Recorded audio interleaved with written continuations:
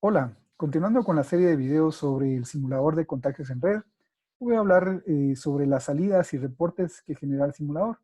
Es decir, el simulador hemos ido viendo cómo se configura para generar un cierto comportamiento de contagios en una red.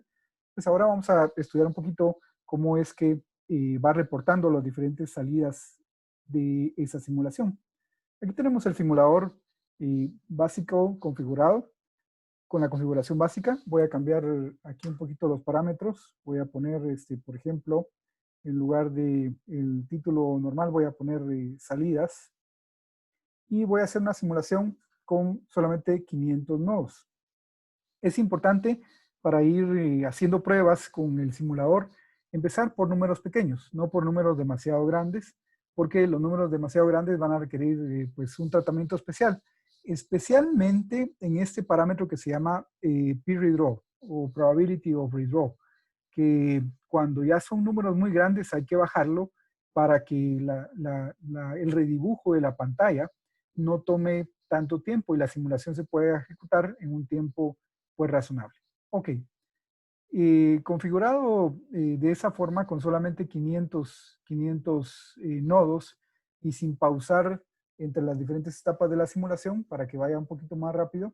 Ahora regreso al tamaño normal y vamos a ver cuál es entonces la salida que genera el simulador. Lo principal o lo más llamativo del simulador es que va generando una salida en pantalla, una salida en la cual pues se simula, estos 500 nodos se van distribuyendo de forma aleatoria, van creando conexiones entre ellos de forma aleatoria, se reorganiza la red. Y en la parte de aquí arriba, a la derecha, ustedes pueden observar que se puede ver una gráfica, que es la gráfica tradicional de una epidemia, es decir, de la que solemos asociar con una epidemia, y es los susceptibles, se ven aquí en esta parte gris, cómo va cayendo conforme pasa el tiempo, conforme van sucediendo las infecciones, pues la cantidad de gente susceptible va bajando. Voy a detener un poco ahí la simulación. Como ustedes saben, la simulación se detiene con solamente hacer clic en cualquier parte del área aquí de dibujo. Y vemos también los que van siendo infectados. Es esta segunda parte aquí de la gráfica. Y los que se van recuperando. Porque después de un cierto tiempo, pues la gente se recupera y va entonces pasando de estar infectado, de estar contagiado, a estar recuperado. Y entonces esta gráfica de aquí, esta linita blanca que se ve aquí, y voy a aumentarla un poquito, esta linita blanca que se ve ahí, pues lo que nos muestra es la cantidad de gente que está infectada activa, es decir, la diferencia entre los infectados y los recuperados. Es decir, si vemos aquí, pues en este punto, pues la gráfica tiene este alto, eso equivale a la diferencia entre, entre estos dos puntos de los infectados y los recuperados. Entonces, este es una primera salida que genera automáticamente la simulación. Vean que a veces la cantidad de infectados puede ser más grande mucho más grande que la de recuperados. Entonces tenemos una gráfica que se va muy hacia arriba en esta línea. En cambio, en otras ocasiones, pues la gráfica va a salir un poco más baja. eh, a veces sale con dos picos, a veces sale con varios picos. Lo normal es que salga con uno solo. Aquí, por ejemplo, vemos un pico que tiene un comportamiento algo raro porque tardó en empezar a subir, pero luego se hizo más alto y luego empezó a caer. Y la gráfica continúa hasta que en la red, en la simulación de la red, pues ya no queda ninguna persona contagiada que esté todavía pendiente de recuperarse. Cuando ya no queda ningún contagiado que esté pendiente de recuperarse o ya todos los que tenían que morir fallecieron, pues entonces la simulación se detiene porque llegó a un punto en el que no pueden haber nuevos contagios.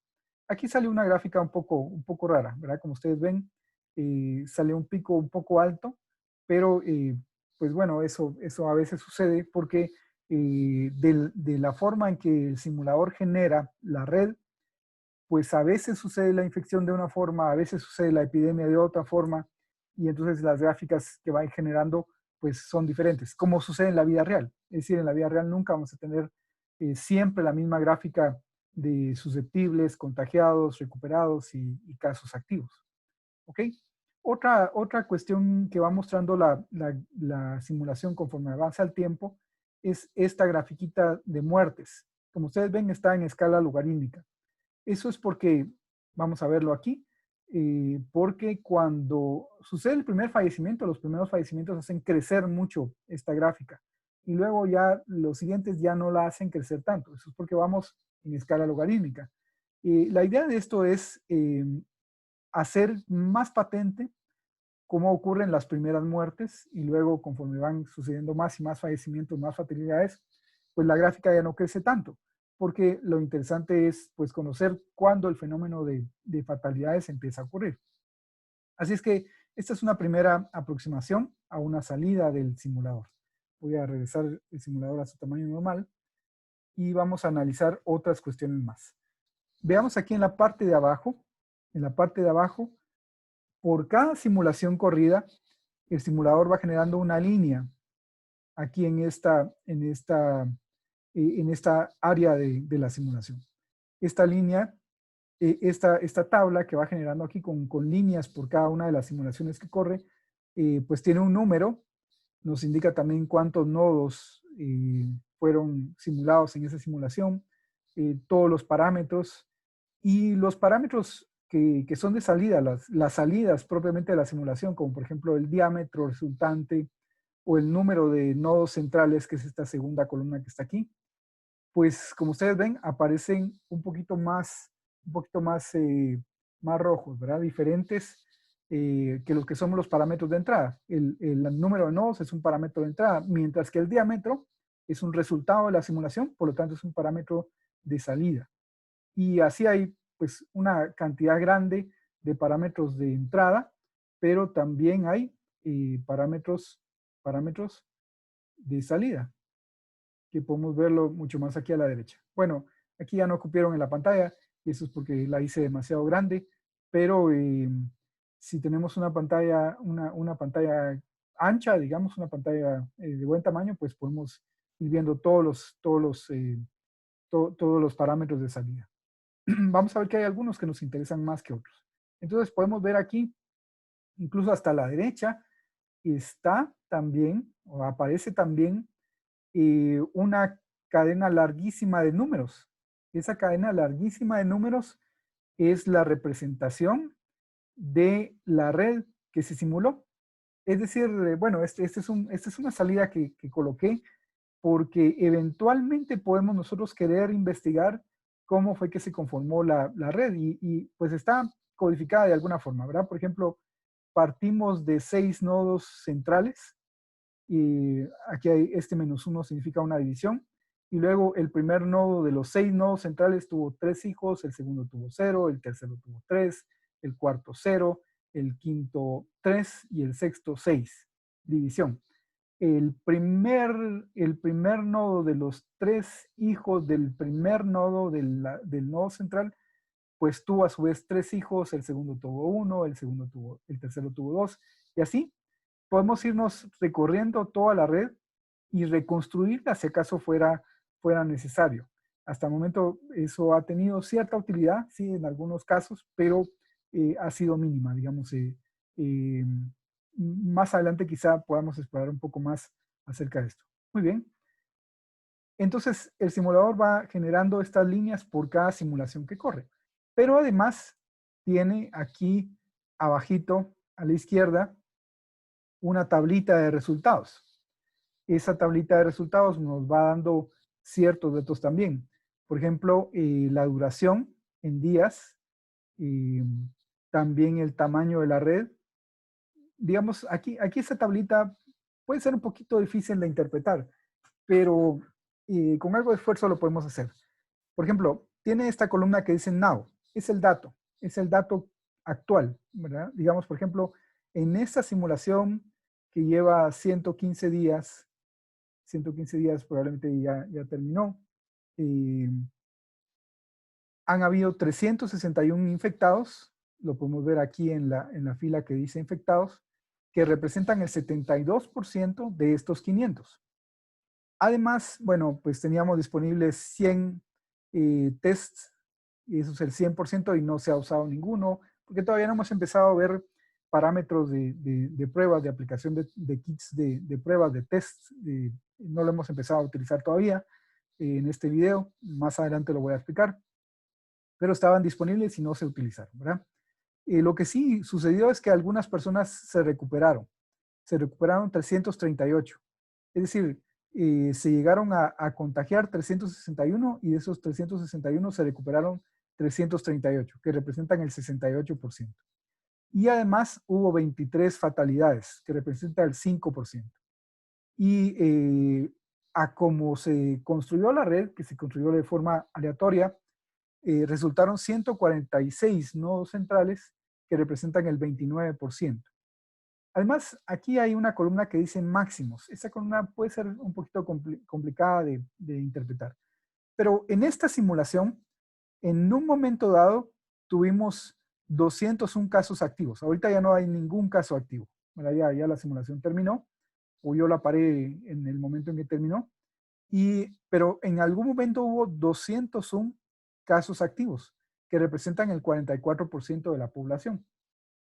En una simulación pasada, podemos comparar aquí a la derecha, el simulador va llevando ahí el control de los datos pasados y podemos ver que hubieron 228 activos como máximo en un momento dado y que representaban el 51% de los casos. ¿Dónde está esa información aquí en la parte de abajo, en la tabla que está aquí en la parte de abajo? Bueno, perdón, el movimiento. Podemos verlo aquí hacia la derecha, 361 casos, 23 fatalidades, 338 recuperados. Y bueno, aquí hay un pequeño fallo porque el fondo no siguió hacia la derecha, pero lo puedo ver aquí. Y entonces podemos ver que en la simulación anterior hubo 476 casos, 19 fatalidades y 457 recuperados. Y en un momento dado, el máximo de casos activos fue de 228. Y eso ocurrió en el día 51. Y en la simulación que está justo corriendo ahorita, o que acaba de terminar de correr ahorita, hay 201 casos activos en el día que hubo más, y eso es el 44%. Esos son los datos que tenemos más a la vista aquí. 201, 44%, 228, 51%. Es decir, los datos que estamos viendo en esta tablita de resultados van pasando a las líneas que están aquí en la parte de abajo, a cada una de las líneas. Si yo continúo corriendo la simulación, aquí la voy a continuar corriendo, y voy a moverme hacia abajo para que podamos ver el movimiento de estos números, pues nos va agregando líneas conforme va avanzando la simulación. Y como ven, los días van corriendo y conforme corren los días va aumentando el número de infectados, va aumentando el número de recuperados, aumenta también el número de fatalidades, van cambiando todos los números que están aquí. Al final de la simulación, el dato actual se pasa al dato pasado y así inicia una nueva simulación y así, ¿verdad? Bueno, aquí vamos ya por la simulación 21, por la corrida 21, por la instancia 21. Y esto va a continuar hasta llegar al número especificado aquí, en sim runs, simulation runs, o sea, la cantidad de simulaciones que nosotros pusimos. Como tardaría un poquito en llegar a 100, voy a detenerla ahora. Y voy a cambiar este número y voy a poner nada más 5 simulaciones. ¿Ok? Para que podamos hacer un ejercicio rápido. Y entonces le doy ahí Apply Restart y vamos a ver que habíamos parado más o menos por la 20, ahorita va por la 25, al llegar a la 25, pues de la 20 a la 25 están esas 5, nos saca, el simulador genera un resumen de datos de salida.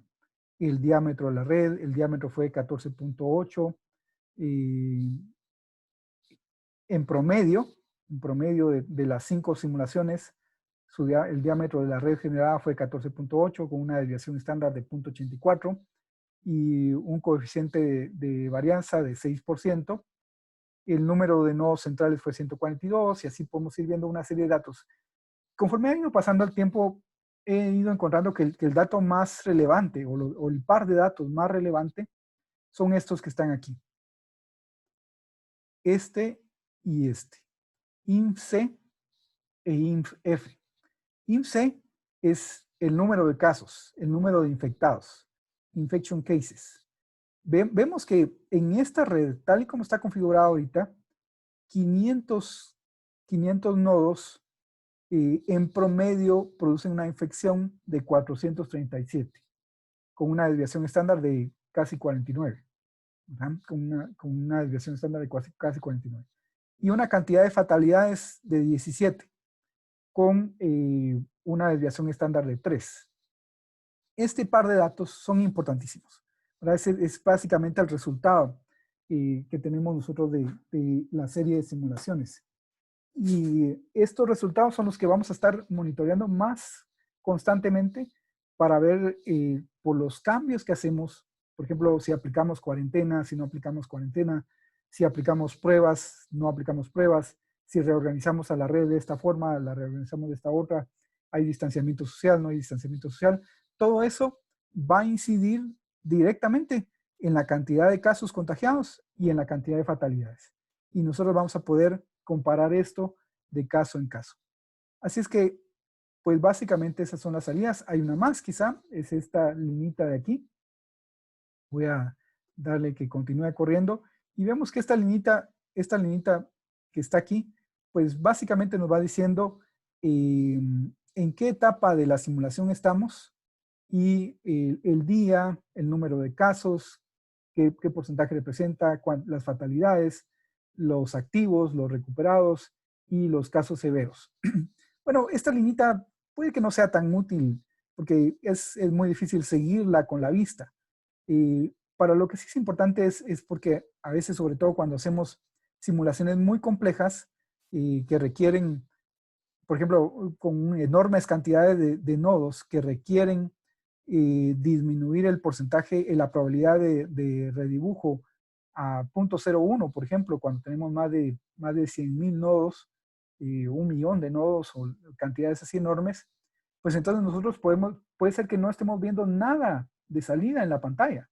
Puede ser que no estemos viendo nada de movimiento en la pantalla principal de la simulación, pero podemos ponerle atención a esto para saber que la simulación efectivamente está corriendo y por qué etapa va, por qué día, cuántos casos está generando. Entonces, esta salida de aquí es suplementaria a la salida principal de aquí de la pantalla principal, y es útil cuando, sobre todo cuando estamos corriendo simulaciones muy grandes con números muy grandes. De nuevo, mi recomendación es empezar por números pequeños y luego ir viendo ahí, experimentando, y ya cuando estemos un poco más familiarizados y ya cuando sepamos exactamente qué es lo que nos interesa simular, pues entonces pasar a números grandes. No al revés, porque entonces vamos a simplemente a forzar mucho la computadora en la que estemos corriendo la simulación y no vamos a obtener una respuesta visual tan inmediata.